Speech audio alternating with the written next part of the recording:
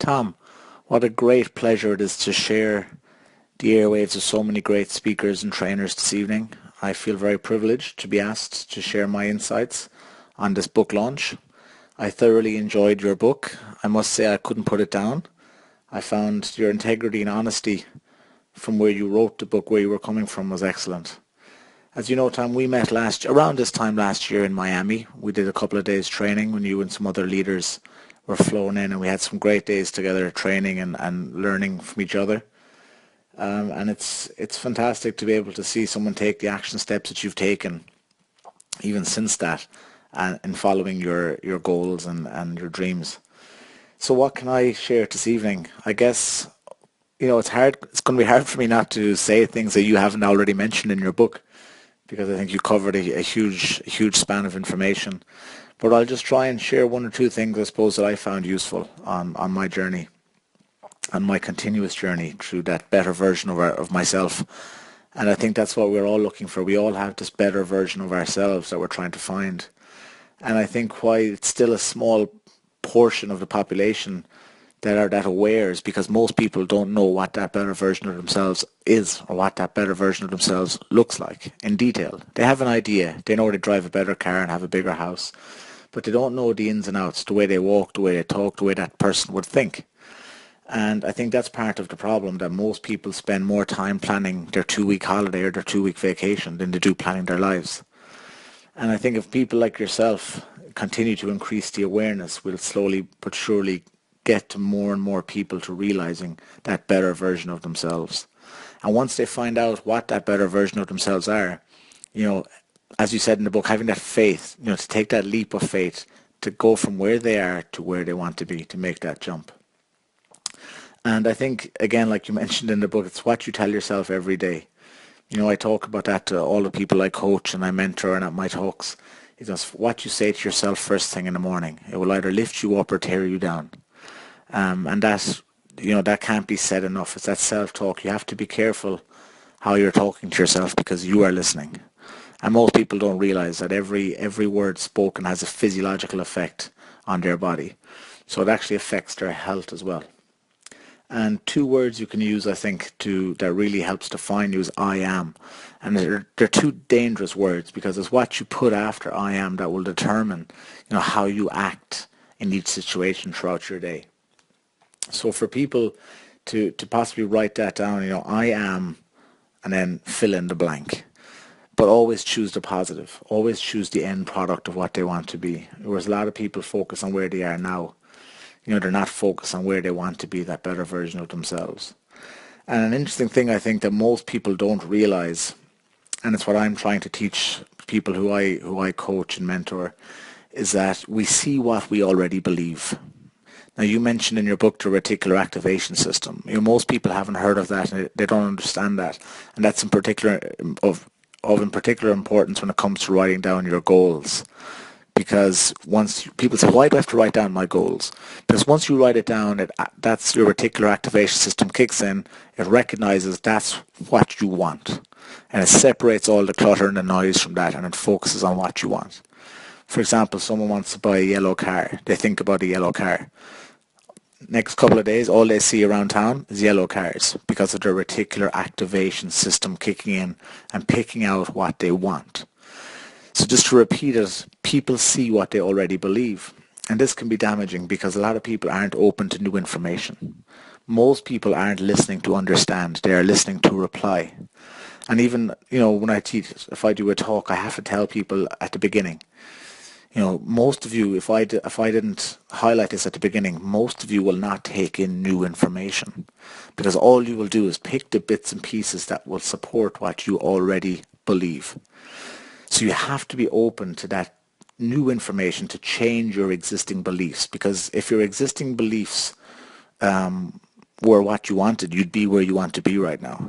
If your existing beliefs were the way they should be or the way you want them to be, or useful or serving you, then you'd be fulfilled, you'd be happy, you'd feel complete. But most people aren't, because what they believe only supports the negative side of who they are, or who they are not yet, what they have not yet achieved. So your expectations will influence the outcome of this.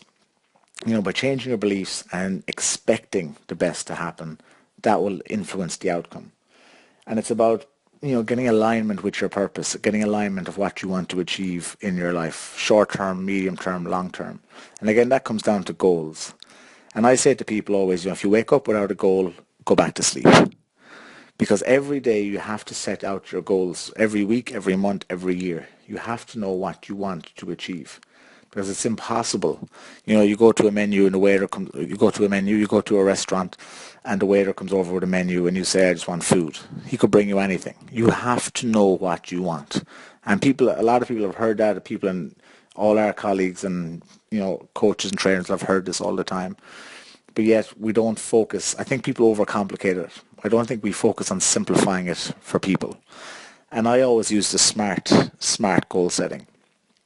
The acronym SMART: specific, measurable, action-based, risk-assessed, time-bound. Because I don't think, because if something has been around for a while and it's simple doesn't mean we shouldn't keep using it. And I think people try and overcomplicate it to try and get too fancy with it, and it just doesn't work. So specific goals, measurable, action-based, risk-assessed. You have to anticipate an obstacle because an obstacle will come. It's not a reason to stop. It makes me laugh when I hear people say, because they've reached an obstacle, they give up on their goal. Because giving up on your goal because of one setback is like slashing your other 3 tires because you got a flat. It just doesn't make sense. Okay, you have an obstacle, and when successful people know, once you have an obstacle, it doesn't change your destination, it just changes your route to get there. So goal setting is very, very important to me. And I always highlight it to people by saying, you spend more time planning your holidays than you do planning your life. You have to sit down and plan your year, plan your month, plan your week, plan your day, and try and set up a life that you don't need to escape from. And that's hugely important. That's hugely important in getting to that better version of yourself. Knowing what that better version of yourself looks like, how they walk, how they talk, how they think. Define that by I am successful, I am healthy, I am living my purpose, whatever your I am is. Set your goals to get the wheels in motion, to get to that better version of yourself. Specific, measurable, action-based, risk-assessed, time-bound goals. Plan out your life the way you want it to be.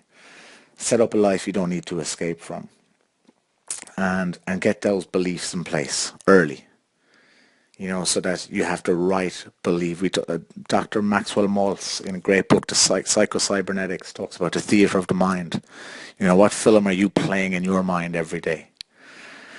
So I guess, that's all I really want to share with you guys today, is just a little bit. Hopefully it's something different to maybe what you guys are, or I think it adds or supplement what you're already talking about. I said I really enjoyed the book, Tom. I wish you every success. I think you're an inspiration.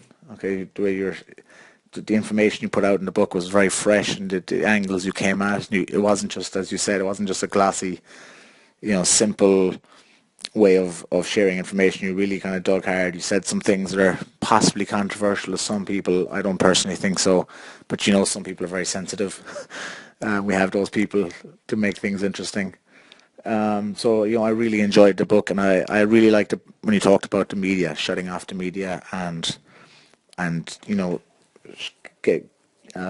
shutting off the TV, not reading the newspapers, just really focusing on positive information, not letting the negative world in. And I think between the internet, you can't even stop it now. Even on your Facebook, if you unfollow these lists, or you unfollow friends who are putting up negative information, or you unfollow posts, they keep coming back, they keep coming at you. So it's almost a full-time job to keep the negative out.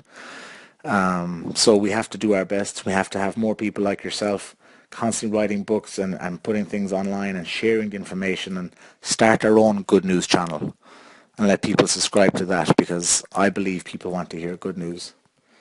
So Tom, I wish you every success. I hope the rest of the evening goes planned. I had to record this message because I have an early meeting in the morning at 2 a.m. Just couldn't do it tonight, so I record this with every prayer and every confidence that this will be a huge success, and this book will be fantastic for you. And I wish you all the luck in the world, and take care. Thank you very much, Tom.